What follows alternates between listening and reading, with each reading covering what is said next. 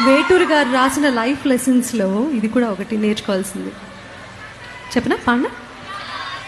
ప్రాప్తమనుకో ఈ బ్రతుకు మనసు తీరా, పండెననుకో ఈ మనసు, పండెననుకో ఈ బ్రతుకు మనసు తీరా, శిథిలల్లో చలిమంటై రగిలేదే ప్రేమ, మరువకుమా